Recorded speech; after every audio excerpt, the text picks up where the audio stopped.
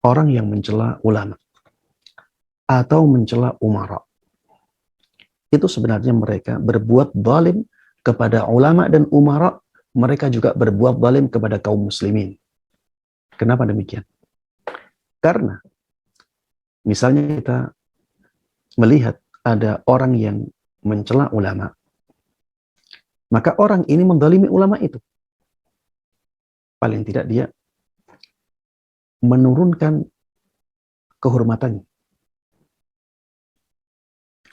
Kemudian ketika ulama ini turun kehormatannya, apa yang terjadi? Kaum muslimin menjadi enggan untuk mengambil ilmunya. Sehingga ilmunya menjadi sulit tersebar. Siapa yang terzalimi? Kaum muslimin juga. Kemudian syariat Islam juga terzalimi. Syariat Islam menjadi tercoreng. Ini ada orang yang disebut sebagai ulama, kelakuannya seperti itu. Syariat Islam juga tercoreng. Apakah Islam mengajarkan yang seperti itu? Nanti ada orang-orang yang menuduh seperti itu. Inilah syariat Islam. Suka membunuh, inilah syariat Islam. Suka cabul, inilah syariat Islam. Makanya jemaah sekalian rahimani wa rahimakumullah, jangan sampai kita menurunkan martabat para ulama.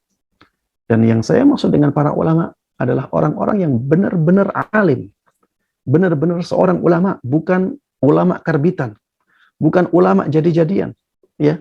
Karena di zaman kita ya banyak orang yang sebenarnya tidak alim tapi dialimkan. Sebenarnya tidak ulama, diulamakan. Ngajinya di mana tidak tahu. Kapan dia ngaji, berapa tahun dia ngaji, ngajinya kemana, kita tidak tahu.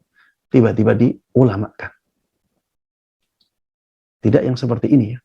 Tapi yang saya maksud sebagai ulama adalah ulama yang rabbani. Benar-benar seorang ulama.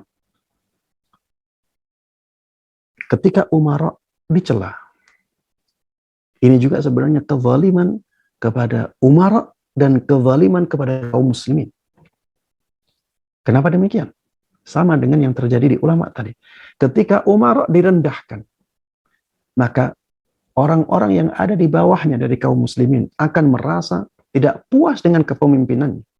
Dan mereka akhirnya enggan untuk taat.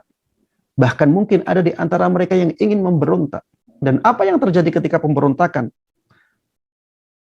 dilakukan? Yang akan terjadi adalah pertumpahan darah. Dan yang rugi adalah kaum muslimin sendiri.